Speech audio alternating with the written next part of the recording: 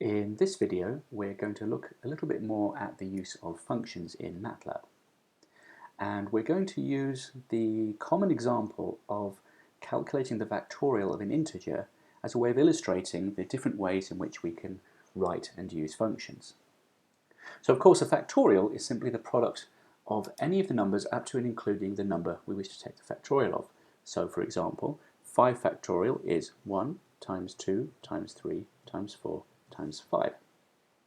And clearly we could create a for loop which calculated the value of that expression. Of course, MATLAB is likely to have functions which replicate this behavior, and there is a function in MATLAB called prod, which, if we find out about it using help, tells us that prod multiplies together all the elements in a vector x. So in the case of a factorial, the vector we wish to supply is the numbers up to and including the integer we wish to find out the factorial of. So we could calculate prod of 1 colon 5, where 1 colon 5 creates a vector of numbers from 1 to 5, and the prod function calculates the product of all of those. Also, MATLAB has a dedicated factorial function, which we can find out about using the help again, factorial, and you can see that if we enter in factorial, in fact what I'm going to do is I'm going to type fact and I'm going to hit the tab key. And you'll see when I do this, all the defined and internal variables and functions which begin with the letters fact are now highlighted for me in a pop-up menu. And by using the cursor keys, I can find the one I like, which is factorial. I can hit return, and now I can enter in the factorial function. I hit the open bracket and pause for a moment, and it reminds me what the syntax is. I'll enter a 5 there. So those two keyboard shortcuts can significantly speed up my entry of code and expressions. So I can run the factorial function that way. So what if I wanted to write a factorial function for myself? What sort of ways can I do that? Well, let's create a new function. I'll create that using the new function dialog at the top of the screen. And I'm going to call my function myFact. And I'm going to give it a descriptive input argument, n, to indicate that it will probably be an integer, and I'm going to give it an output value, outval. And notice that if I enter in text here, and I'm going to type user written factorial function, and I'll get rid of the calculates factorial of n using a loop. So let's enter in that loop. So I'm going to use a loop. I'm going to go iterate over the values of n. So I'm going to say for I, which is my iterator variable, for I equals 1 colon n. And so far there's no end statement, so let's put that in as an end statement. And I will multiply outval equals outval times I. I need to give it an initial value because I haven't yet defined that. So I'll say outval equals 1. And that's it. I'm going to save that function. And it's going to be called myfact.n. I'll save that. And I can now call that function from the command line. I say myfact of 5 equals 120 as it did before. Oh, notice that I should have put a semicolon there to suppress the output of this part of the output. So I'll save that again and run it again just to see that it's working okay. MyFact gives me 120. Notice that in the definition of this function, actually that first value 1 here is redundant, so I can just as well make that 2, and that will make the function run a little bit faster, but it won't change the answer.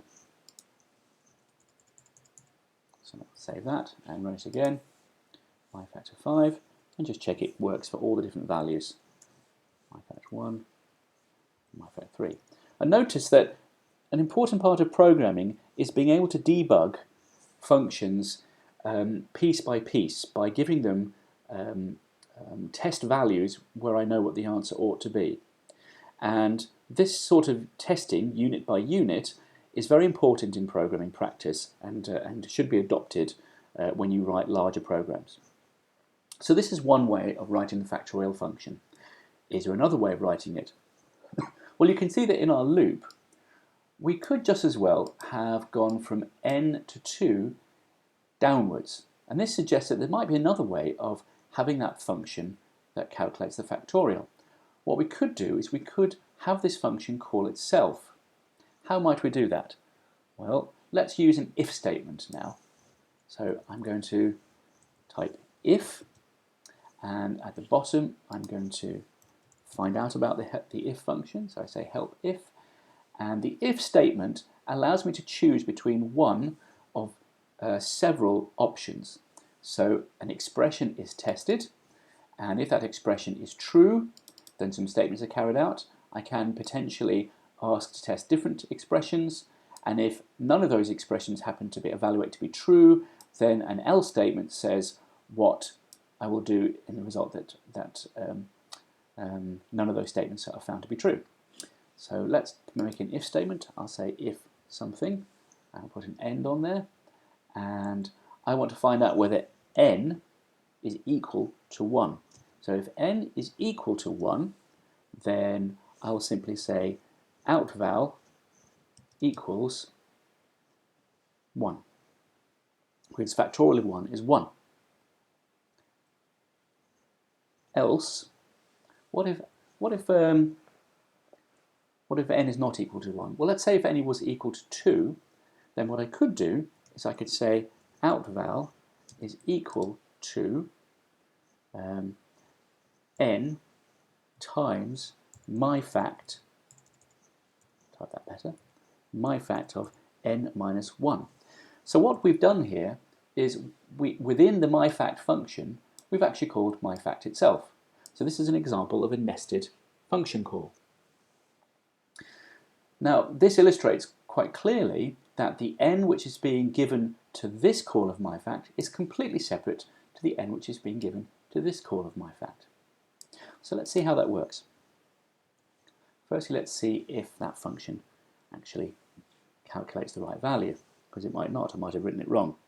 So let's test it. We'll say my fact. I'm going to type myf and then hit tab and then hit brackets. Let's type 5. Gives me 120. Does it work if it's 1? Yes. And does it work if it's 2? And so on. So the function seems to be working. Let's see if we can see what's going on. Each time I call my fact, let's see if we can output, we can put in some debug message which helps us find out what is happening when my fact is being called. So let's see if we can look a little closer at the help dis function. Look at the dis function.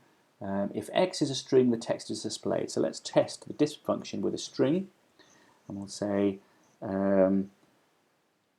n, let's have a look, n is this value, try that, so that's a string, okay, and then we can then display n. So let's go back to the function, and if n equals 1, we want to say disp, so this is a debugging statement, we're putting it into the function to show what's going on while we're running, and we can take it out later on. So n is 1, here, something like that, and down here we might say disp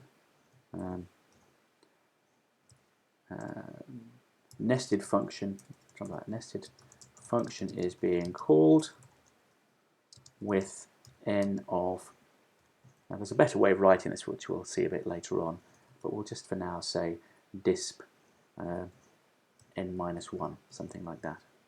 Okay. So let's see what that's doing. So if I do my fact of 1, you can see that it says n is 1 here and the answer is returned as 1. If I now ask for my fact of 2, you can see that because when my fact is called with an argument of 2, the if statement has chosen this bit of code here. In other words, n is not equal to 1, so we now call outval equals my fact of n minus 1. So it says nested function is being called with n of 1. But before then, you can see n is 1 here. So that has been displayed because the first thing that was called was this function, which was called with a value of 1, which when this whole function was called will display this statement. So that's why that statement there is being displayed first. And then afterwards it says, well, the nested function was being called with an n of 1. And then the answer, final answer, is equal to 2. So now we'll do that with a larger value just to see what's going on. And you can see n is 1 here, and the nested function is being called with n of 1, and nested function being called with n of 2, and so on. Okay, so if we do that for a large number, say 10, you can see that my fact has been called 1, 2, 3, 4, 5, 6, 7, 8, 9 times, all of them within another my fact function to finally give the answer. So those are two ways of achieving the same thing, and in later videos we'll show other ways of making more sophisticated functions.